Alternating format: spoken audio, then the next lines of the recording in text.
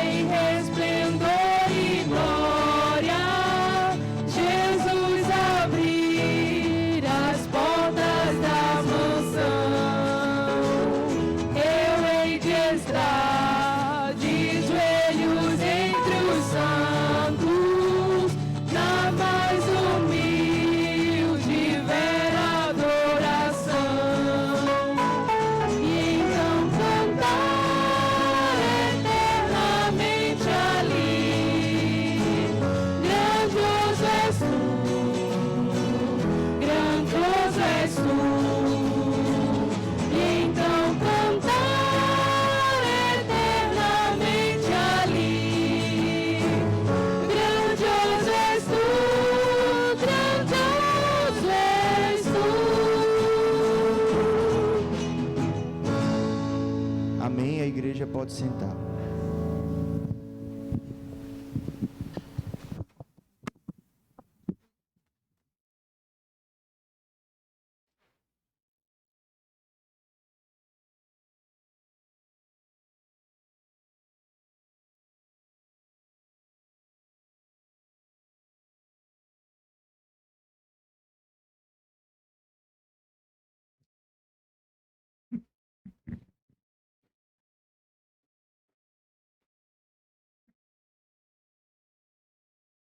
Queridos irmãos, graça e a paz.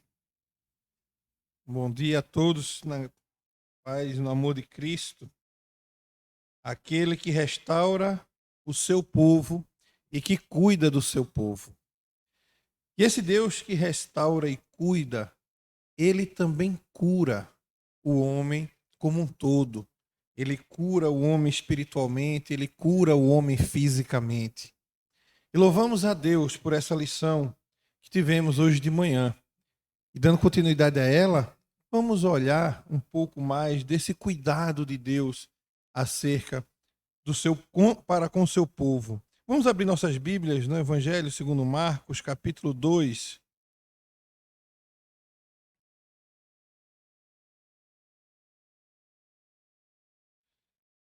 Evangelho segundo Marcos, capítulo 2.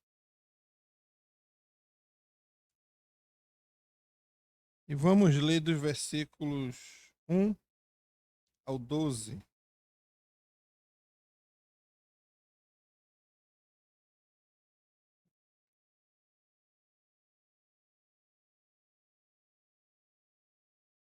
Diz assim a palavra do Senhor.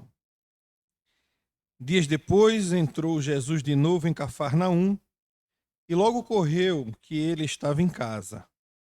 Muitos afluíram para ali, tantos que nem mesmo junto à porta eles achavam lugar, e anunciava-lhes a palavra. E alguns foram ter com ele, conduzindo um paralítico levado por 4 homens. E não podendo aproximar-se dele, por causa da multidão, descobriram um eirado no ponto correspondente ao que ele estava. E fazendo a abertura, baixaram o leito em que jazia o doente. Vendo-lhes a fé, Jesus disse ao paralítico: Filho, os teus pecados estão perdoados. Mas alguns dos escribas estavam assentados ali e arrazoavam em seu coração: Por que fala ele desse modo? Isso é blasfêmia. Quem pode perdoar pecados senão um que é Deus?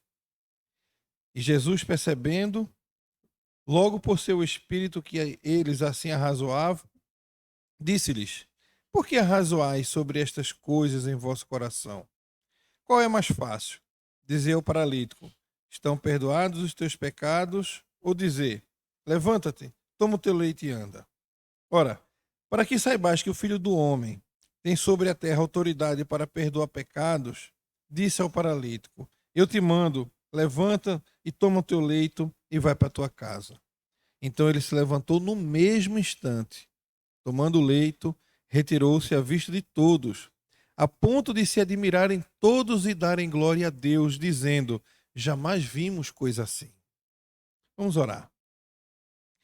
Bondoso Senhor, nós te louvamos e te bendizemos, porque tu és o Deus que cuida do teu povo, tu és o Deus que restaura o teu povo, tu és o Deus que derrama proteção sobre o teu povo. Obrigado, Senhor, por essa porção lida da tua palavra. Fala aos nossos corações nessa manhã, em nome de Jesus. Amém.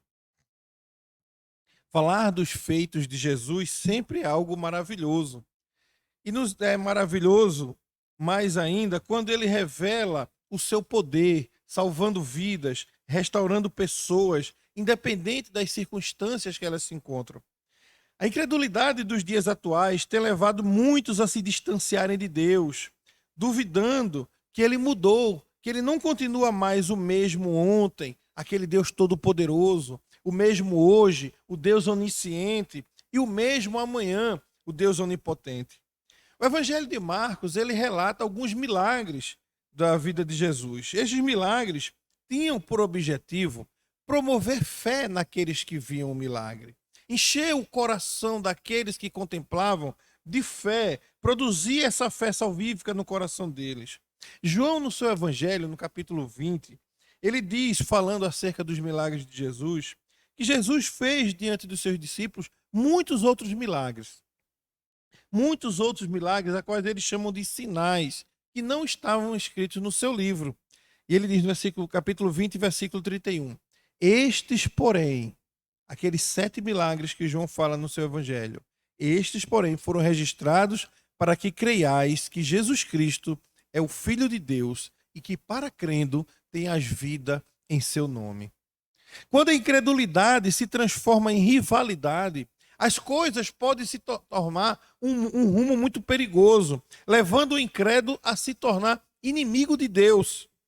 Mas quando Cristo encontra fé naquele coração, no seu, no meu, as portas da salvação e da bênção se abrem à nossa frente.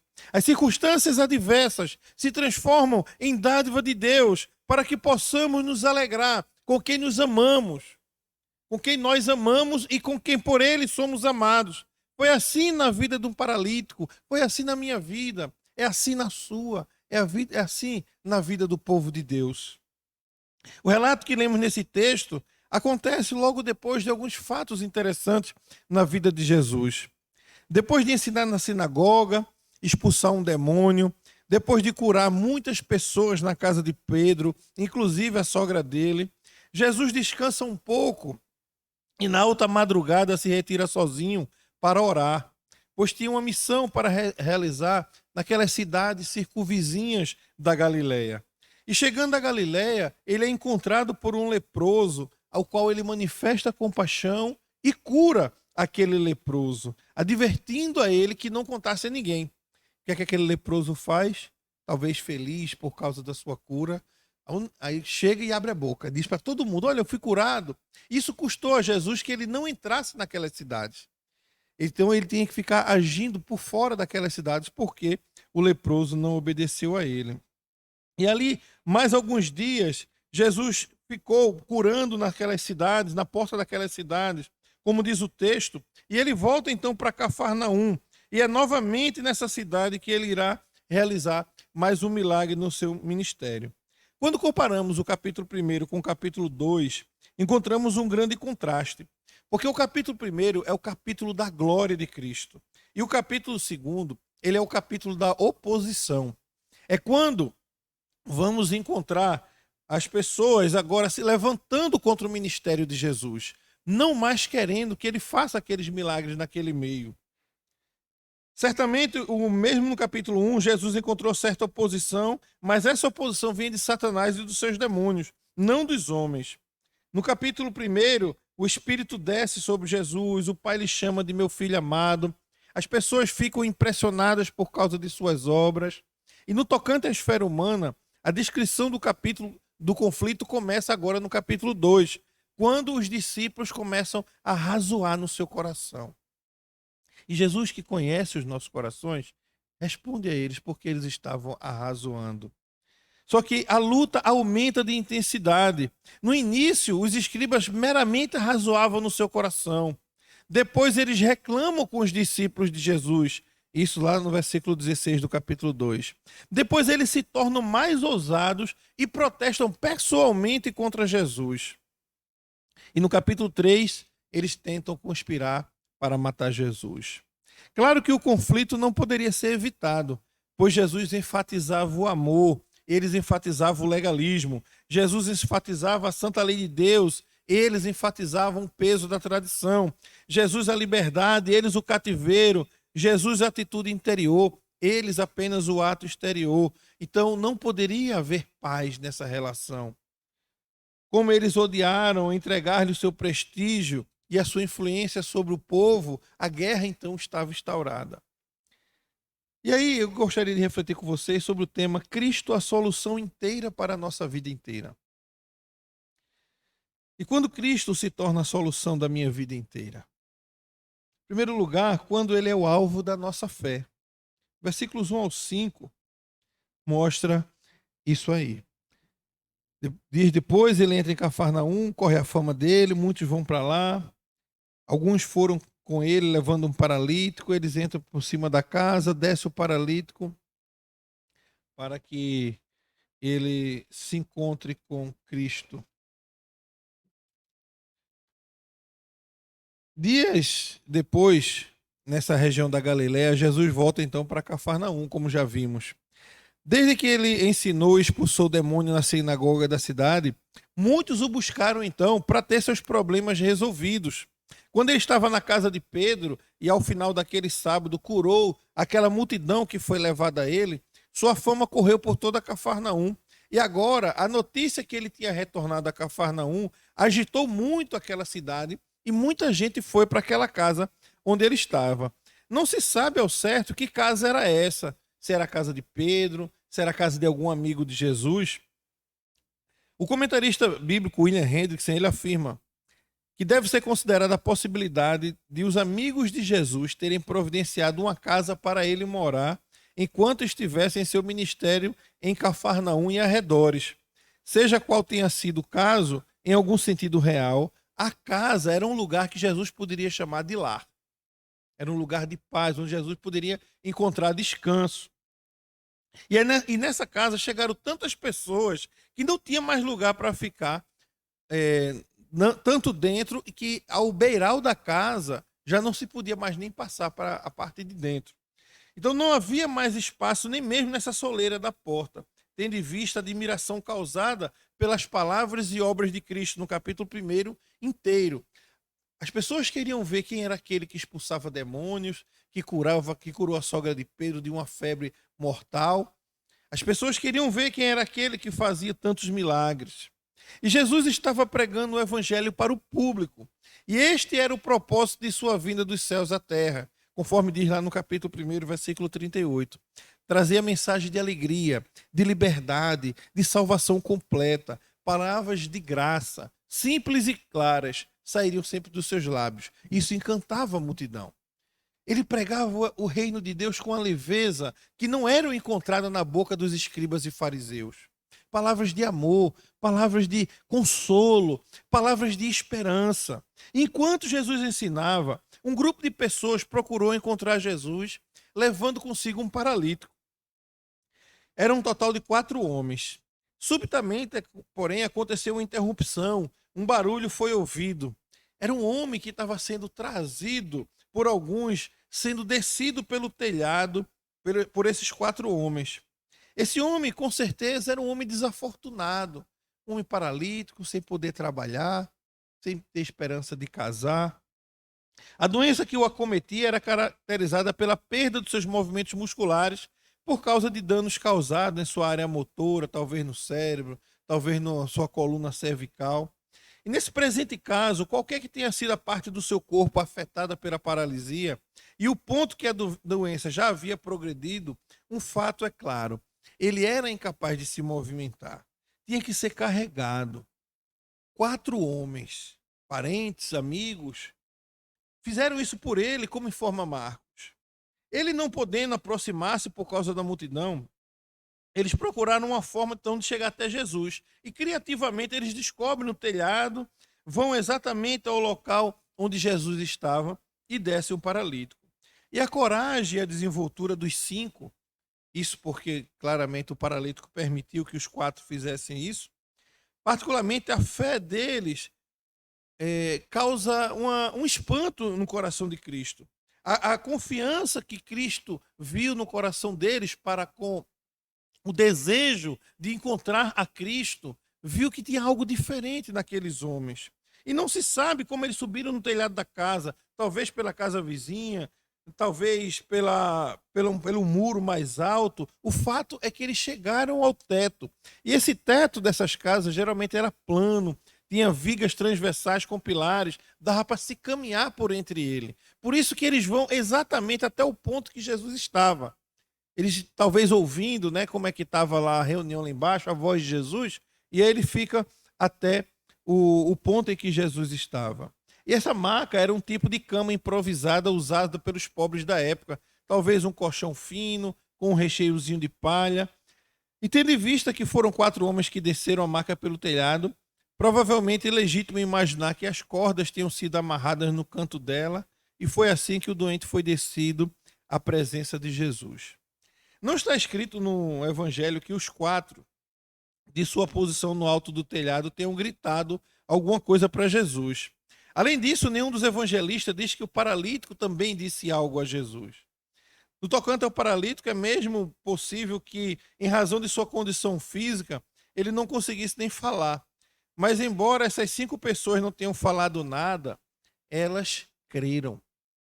Elas sabiam que, ao se encontrar com Jesus, poderia acontecer na vida dela tudo aquilo que aconteceu na vida das outras pessoas que se encontraram com Jesus antes. E logo que o paralítico chega à presença de Cristo, o mestre chama de filho. O mestre sabia quem estava chegando à sua presença. Jesus está aqui fazendo uso de uma metáfora que revela uma forma de relacionamento íntimo e recíproco formado entre os homens pelo laço do amor, da amizade, da confiança. Da mesma forma que pais e filhos. Ele reconhece a Cristo como Pai e busca encontrá-lo motivado pela fé. E Cristo não somente reconhece a sua fé, mas também o chama de filho. Não somente o paralítico, esse pronunciamento de perdão foi uma bênção inestimável, mas também para os seus benfeitores. E isso foi uma fonte de alegria. Eles devem ter se alegrado na alegria dele, mas ainda isso foi uma lição para todos ali presentes. Todos estavam cientes do fato que este médico Jesus estimava as bênçãos espirituais acima das bênçãos materiais. E dizia possuir ter autoridade, o direito, o poder de curar não somente o corpo, mas também a alma. É o Cristo que cura não somente o físico, mas também o espiritual. É interessante ainda notar que Jesus nunca encarou o pecado de maneira trivial. Ele nunca disse ao povo: olha, vocês têm um sentimento de culpa, esqueçam isso. Ao contrário, ele considerava o pecado uma inexcusável separação da santa lei de Deus, tendo efeito danoso sobre a alma, e como sendo um assunto do coração e não somente dos atos externos. Mas ele também oferecia uma única solução verdadeira, e estava bem consciente que um conselho do tipo livre-se do seu sentimento de culpa, uma crueldade, uma promiscuidade, uma infidelidade não é tão mal assim. Cristo sabia que tudo isso causa um mal, tanto físico quanto espiritual. Ele também sabia que era totalmente impossível uma pessoa afastar de sua alma esse sentimento de culpa, querendo compensar os seus pecados com boas obras. Cristo então estava agora mudando a vida daquele homem por inteiro. Ele não queria mudar somente uma condição física, mas ele ia agora mudar a condição espiritual, e é por ela que ele começa. E é de encher o coração de alegria ver que esse grupo de pessoas fizeram com esse paralítico. Com o passar dos anos, a fé e o amor no coração de muitos está esfriando por causa da iniquidade que se aumenta. Isso é até bíblico. Nos dias de hoje é difícil encontrarmos amizades cristãs que nos levem à presença de Cristo.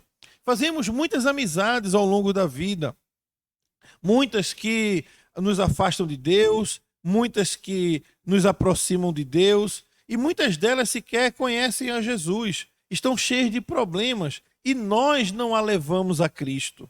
Colocamos inúmeras dificuldades à frente, como a ética para não falar de Jesus no trabalho, a discrição para não falar, por exemplo, porque Jesus condena o pecado X, porque isso vai ser algo politicamente incorreto, para um amigo que se encontra possivelmente mergulhado em determinado pecado.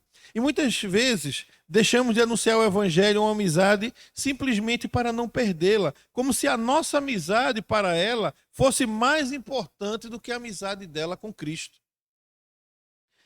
Percebemos na vida desse paralítico que ele teve muita sorte por ter amigos que o levaram até a Cristo. Amigos que se preocuparam com a vida dele, com o seu bem-estar físico e espiritual. Não importa quão severas são as dificuldades para se levar uma pessoa a Cristo, não se deve deixar desanimar pelas circunstâncias, seja ela uma multidão, seja ela uma altura, seja ela um peso de carregar uma pessoa por um certo tempo na vida.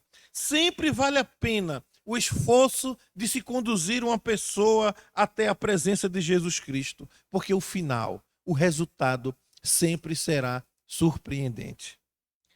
Quantas pessoas rejeitariam essa missão? Vamos ali carregar um paralítico?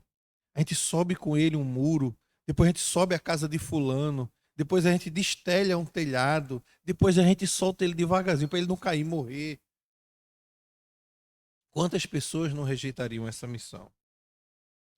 Você abraçaria a missão de carregar uma pessoa por um tempo, preocupada que ela tenha a sua vida espiritual, sua vida física transformada ao se encontrar com Jesus?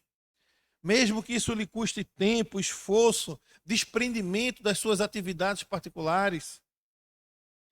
Aquelas pessoas, especialmente os 4 homens, não só fizeram isso, mostrando que realmente se importavam com o amigo paralítico, mas o fizeram cheio de fé, crendo que o paralítico teria sua vida transformada ao encontrar-se com Jesus. A fé demonstrada por eles foi tão grande que chamou a atenção do mestre. Quando Cristo se torna a solução da minha vida inteira, quando ele é o alvo da nossa fé e, por último, quando recebemos o perdão dos nossos pecados. Versículos 6 ao 12. Mas alguns dos escribas estavam sentados ali, eles começavam a razoar, dizendo que era blasfêmia, que Jesus estava perdoando pecados, porque só Deus poderia perdoar. E Jesus mostra que ele tem autoridade para perdoar pecados. E logo após declarar o perdão dos pecados daquele paralítico, alguns dos escribas que estavam no mesmo local começaram a razoar consigo mesmos acerca da fala de Jesus, pois eles sabiam que só Deus pode perdoar pecados. E eles estavam certos nisso. Somente Deus poderia perdoar pecados. O que eles não sabiam é que eles estavam de frente do próprio Deus, encarnado na pessoa de Jesus Cristo. E em seu coração os escribas estavam travando um diálogo, jogando pensamentos para frente e para trás. O que eles estão dizendo é: por que esse homem fala desse jeito? Ele está blasfemando, ele está reivindicando para si uma prerrogativa que pertence somente a Deus. E deste modo, ele está blasfemando contra Deus. Eles estavam certos em considerar que a remissão dos pecados como sendo uma prerrogativa divina. Há também um sentido em que nós perdoamos quando sinceramente resolvemos não nos vingar, mas no lugar disso amar aqueles que nos feriram e promover o bem-estar e nunca mais trazer o passado à tona. Hendrickson fala no seu comentário que um poeta inglês chamou a culpa humana de a raiz de todos os problemas humanos. Um psicólogo britânico disse que o sentimento humano de ser perdoado é a força mais curativa do mundo. Somente quem foi perdoado, somente quem precisou de um perdão é que sabe o valor de um perdão. E com frequência, os especialistas têm informado que os pacientes poderiam ter tido alta de suas instituições mentais se fossem capazes de se convencerem que as suas culpas foram apagadas. Pode-se pensar então que todos ali, ao ouvirem Jesus dizer ao paralítico: filho, os teus pecados estão perdoados, regozijaram-se com ele, mas não foi isso que aconteceu. Eles ficaram irados, eles ficaram dizendo: olha, não pode, Jesus está blasfemando. No coração dos escribas que foram para lá, ver se achavam alguma falta em Jesus, não havia espaço para se alegrarem com aquele homem gravemente aflito. Aquele homem gravemente aflito que ouviu as palavras de encorajamento, de cura. Não havia espaço para essa alegria. E não somente eles cometeram esse erro trágico, mas no contexto seguinte indica que eles acumularam muitos erros ao raciocinar dessa maneira, de imputar a Cristo como se ele tivesse ali trazendo algo blasfemo, algo que não compete a ele como Deus fazer. Então Jesus, por fim, ele aniquila e humilha essas falsas conclusões ao proferir a ordem para o paralítico se levantar e andar. E com isso Jesus provou que era Deus ao ver o que havia no coração dos homens e dizer a ele o que eles estavam pensando. Uma vez que eles desejavam arrazoar, Jesus lhe propôs uma pergunta sobre a qual eles poderiam refletir. O que é mais fácil fazer? Curar esse homem ou dizer os teus pecados estão perdoados?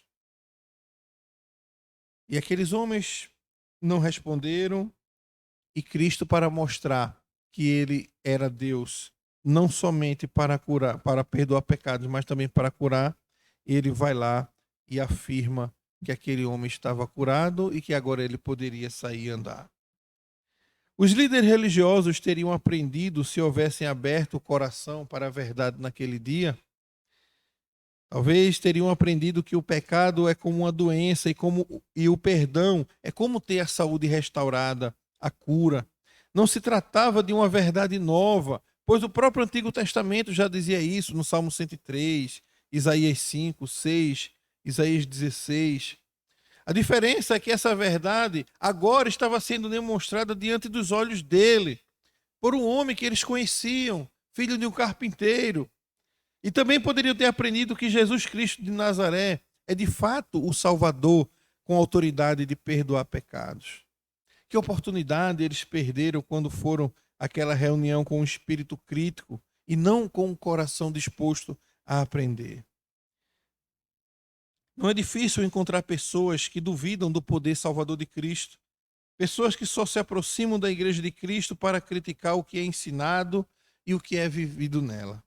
Pessoas que ouvem os ensinamentos de Jesus, mas que em seus corações ficam questionando e, o pior, rejeitando aquilo para si, para se manterem nos seus pecados, para se manterem na sua zona de conforto, para viverem suas vidas como querem, distante da conformidade com a lei de Deus. E essas mesmas pessoas são as que, ao virem uma outra pessoa sendo abençoada por Cristo, tendo sua vida transformada, tendo primeiro um novo nascimento, consequentemente bênçãos advindas de uma nova vida com Cristo, elas não ficam felizes, não ficam satisfeitas em ver a melhora do outro. Se enfurecem ao ver o seu ceticismo ser vencido pelo poder criador de Cristo. Vemos com esse texto que Jesus Cristo, ele é Deus, que ele conhece e sonda os corações, que sabe a intenção do mais profundo íntimo de cada um de nós. E é para os braços desse Cristo que devemos ser conduzidos. É para os braços desse Cristo que nós precisamos conduzir as pessoas, para que elas vivam uma vida de reconstrução. Pessoas que estão com seus casamentos destruídos, pessoas que estão com suas vidas destruídas. Como é importante ter amigos que nos levam a Cristo. Como é importante também que as nossas amizades ouçam de Cristo, que elas não duvidem, mas creiam no que nós cremos, o Deus único e verdadeiro. Eu analisar essa rápida história, eu gostaria de trazer apenas 2 lições para abençoar nossas vidas e produzir em nós mudança de comportamento. A primeira lição é que nossa fé deve permanecer inabalável em Cristo. Encontramos uma situação impossível de ser revertida, uma paralisia física. Mas em algumas pessoas que já tinham ouvido falar sobre Jesus e estavam com o coração cheio de fé, somado a esses 5 homens igualmente cheios de fé, sendo um deles um paralítico, eles buscaram encontrar a Deus. Então, quando nós encontramos a Cristo, a nossa fé deve permanecer inabalável. Primeiro, eles não consideraram a impossibilidade daquele homem voltar a andar. A fé não olha para as circunstâncias, e sim para Deus. Segundo, eles enfrentaram uma multidão de pessoas, muitas delas incrédulas. A fé, ela combate o ceticismo, mesmo quando muitos são contrários. Terceiro, eles não desistiram de ver que a única maneira de levar o homem era através do telhado. Para a fé não existem barreiras que não possam ser ultrapassadas. Essa lição nos ensina que, apesar das circunstâncias, apesar das incredulidades, das pessoas que nos rodeiam, apesar da nossa incapacidade, devemos manter firme a nossa fé em Cristo. Eles não desistiram. Eles olharam todas aquelas circunstâncias adversas e disseram: é Ele que precisamos encontrar. Segunda e última lição. Uma vez libertos do pecado, sirvamos a Cristo. É de costume muitos abandonarem a Cristo depois que são libertos do pecado e voltarem ao caminho da desobediência. Vimos já em outras vezes um leproso que fora curado na Galileia e que, mesmo sendo advertido veementemente por Cristo a não contar a ninguém, logo ao sair começou a espalhar notícia por toda a circunvizinhança. Uma vez libertos por Cristo, devemos obedecer os seus ensinamentos, pois é exatamente isso, para isso que Cristo nos libertou, para que nós possamos viver um viver santo. Estamos aqui hoje porque nós temos um coração cheio de fé. Caso contrário, nós estaríamos com outras atividades, mas viemos hoje crendo que aqui é o lugar onde nós devemos ser gratos a Deus por todos os benefícios que Ele nos tem feito, experimentando o perdão dos nossos pecados e nos colocando diante da sua santa vontade, à disposição que Ele nos use para levar outras pessoas a Cristo. Se você chegou até aqui hoje, é porque você tem fé. E não saia daqui sem abraçar esse desafio de levar outras pessoas a Cristo. Essa lição nos ensina que não importam as circunstâncias que nos encontramos em nossas vidas, somente Jesus é aquele que pode mudar a nossa vida, primeiro perdoando os nossos pecados e em seguida derramando sobre nós todas as bênçãos como herança. Que Deus nos aplique essa palavra em nossos corações, que a mensagem de hoje nos motive cada dia mais a buscar o Senhor sem olharmos as circunstâncias, mas com o coração cheio de fé no Cristo dos impossíveis, cheio de fé naquele que pode transformar as realidades da nossa vida. Ele que é o único e verdadeiro Deus que cuida de nós, que provê o nosso sustento e que provê a nossa redenção. Que a mensagem de hoje nos ensine que somente em Jesus Cristo temos o perdão dos nossos pecados, que somente Ele pode rasgar o escrito de dívida que era contra nós. Que ao sermos perdoados saibamos gozar das ricas bênçãos que Ele tem nos reservado como herança. Que o Senhor derrame sobre nós a sua graça e a sua misericórdia. Em nome de Jesus.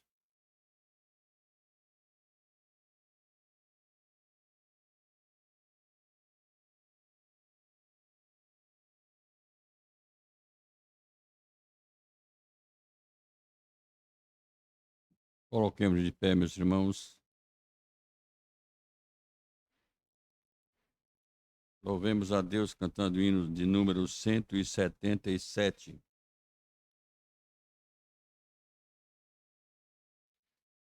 Firme nas promessas do meu Salvador. É o hino que nós vamos cantar.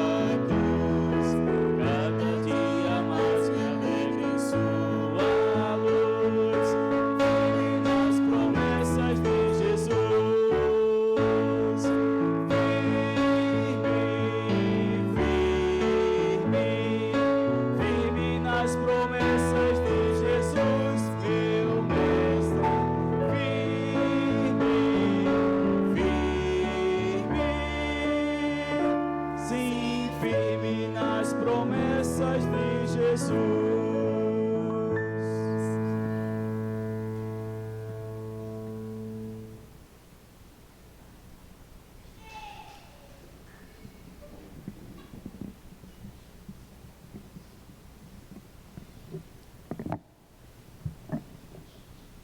Pois é, meus irmãos, não é que a rainha Elizabeth II morreu?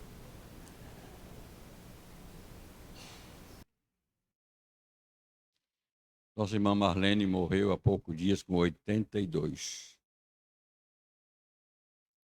A rainha Elizabeth morreu com 96. O que é que isso nos ensina? 96, 82, 100, mais de 100. Ou quando você abre a Bíblia assim e lê que Matusalém viveu 969 e morreu.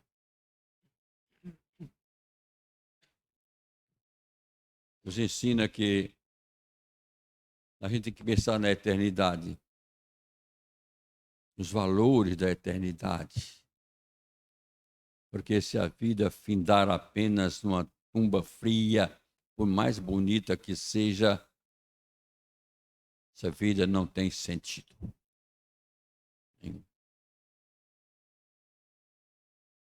A mensagem desta manhã nos leva a refletir sobre isso também, sobre a fé, o valor da fé. Crer no Deus vivo e verdadeiro. Porque, meus irmãos, como eu estava dizendo a Vitor Clay, se a gente pensasse bem nisso, a gente não se envolvia com tanta tolice aqui. Tanta besteira aqui. A gente viveria bem melhor, bem mais leve, bem melhor.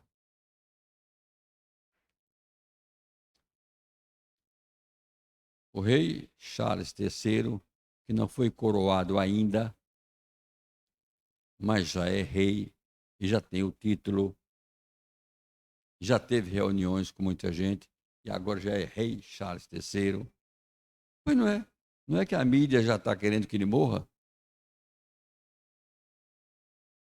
Vocês não viram, não? Ou pelo menos que renuncie, que abdique do trono em favor do filho. Estão dizendo, mesmo que ele fique, vai ser curto o reinado. Ele não vai viver, não vai reinar 70 e tantos anos como a rainha, não vai não. Já tem 73. Diz até por aí que foi o primeiro emprego dele, com 73 anos. Não quer nem que o rapaz trabalhe alguns dias. A humanidade é assim. A mídia já está querendo que ele abdique em favor do filho. E assim segue a humanidade. O que é que isso nos ensina? Vamos dar valor ao que é eterno. Porque isso aqui é passageiro. Aqui é passageiro. Bom, quero chamar a atenção para o valor da mensagem dessa manhã. Eu queria pedir aos irmãos que lessem um dever daqui para a noite.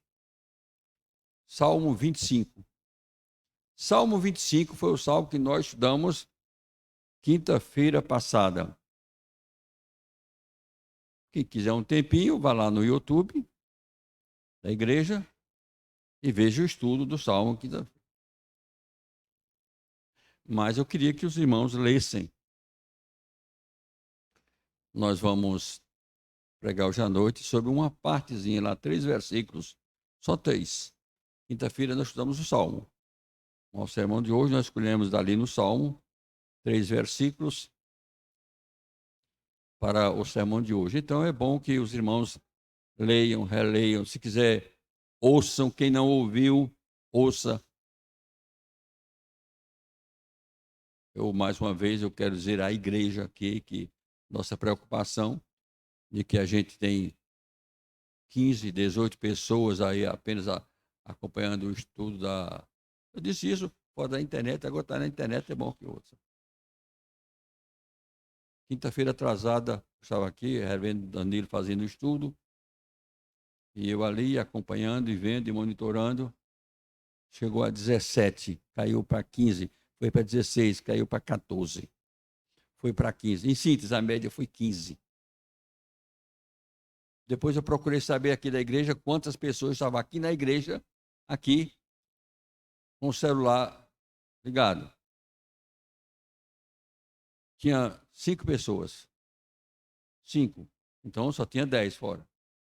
Aí telefonei para um irmão que eu sei que ele assiste, ele acompanha no telefone ou no computador, a filha no telefone e a esposa no telefone. São 3 em casa.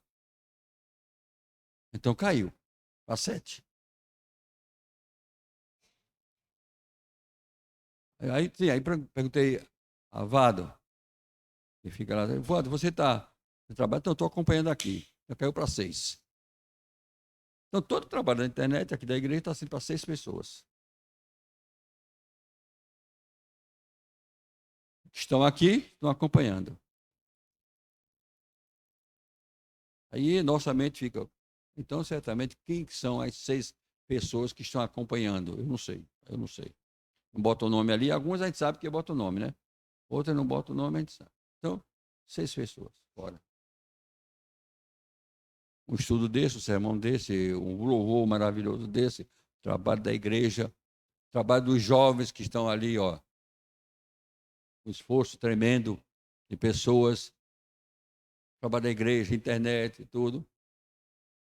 A pessoa não vem para a igreja. Tudo bem, não estou aqui censurando quem vem, quem não vem. Isso é um problema da pessoa com Deus, não é comigo, não, é com Deus. Mas, se você estiver jantando, com o celular ali está acompanhando, jantando, ó. Como eu disse, o problema da concorrência não é nem a Pantanal. Pantanal é 10 horas, né? Então deve ser outras coisas. Tá, tem horário político, pode ser. Mas o horário político também é depois, porque o culto vai até de 7 às 8h30, o horário político é depois. Então nem é horário político. Alguma coisa está tirando isso. Para ser com Deus. O estudo da palavra. Então eu quero pedir, os irmãos, se puderem assistir ainda hoje o estudo do Salmo 25, e se não puder, leia o Salmo 25, e nos preparemos para o culto à noite. Sabe por quê, irmãos? Não fique pensando quem é que vai pregar. No caso, hoje sou eu. Pelo menos está certo na escala. Mas não fique pensando nisso.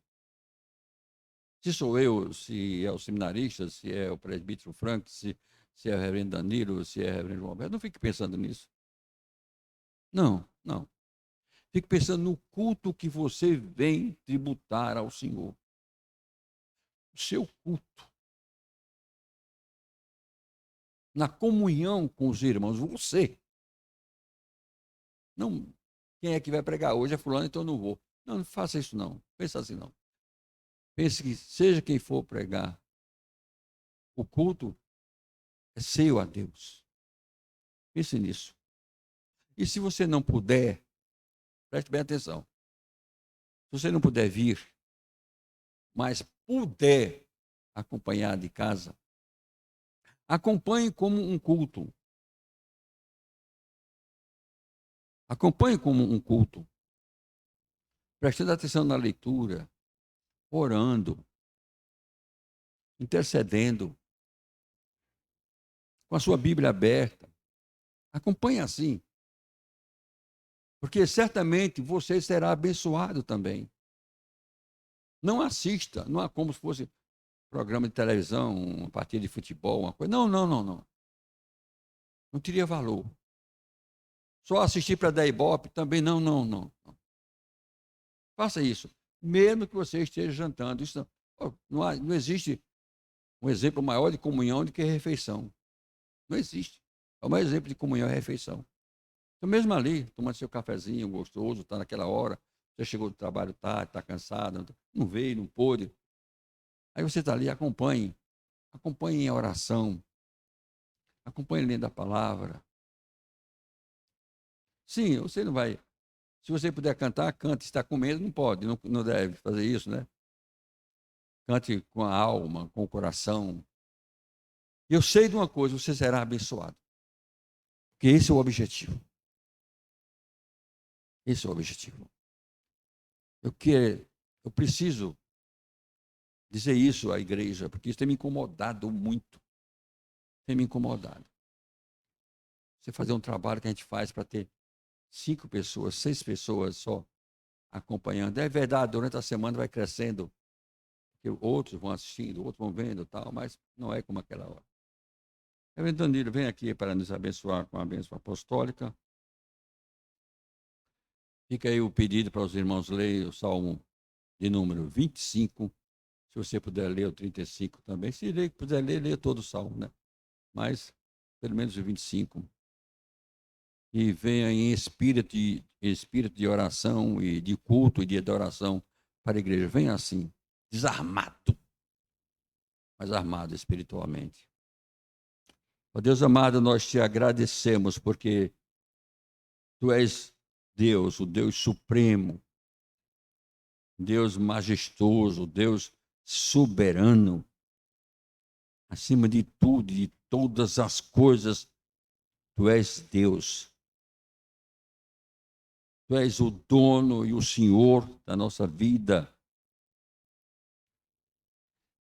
Nós te agradecemos por essa fé que tu colocas em nosso coração, como colocaste os corações daquelas pessoas que levaram aquele paralítico até a presença do Senhor Jesus. Fizeram tanto esforço, porque eles criam, Senhor, que tu em Cristo poderias fazer maravilha e tu fizeste.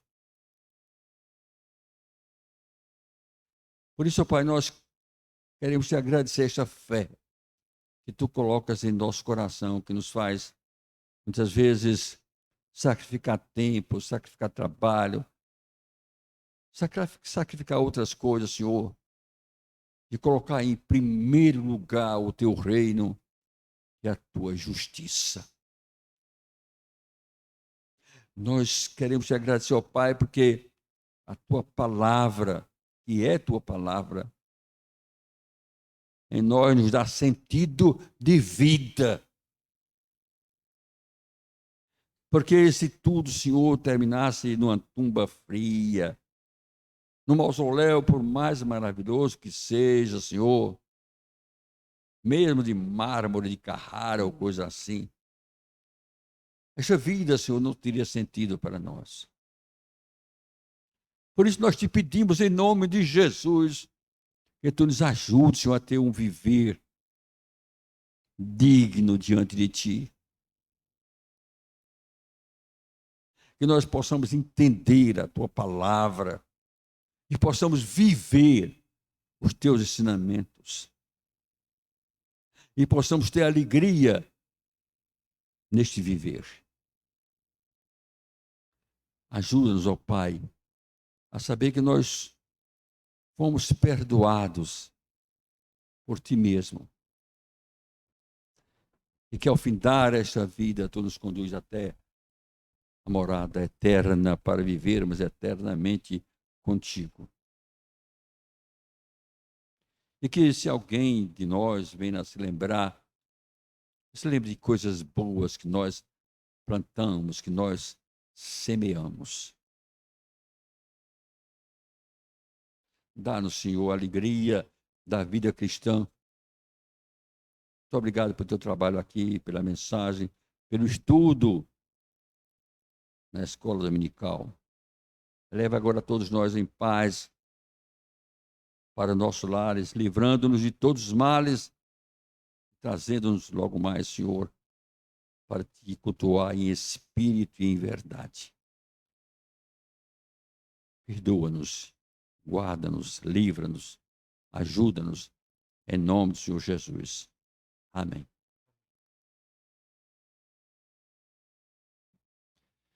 Que a graça de nosso Senhor e Salvador Jesus Cristo, o amor de Deus, nosso Pai Celestial, que a comunhão, a consolação e o avivamento que vem do Santo Espírito de Deus esteja com todos nós, irmãos amados, e e com todo o povo de Deus, agora e para sempre.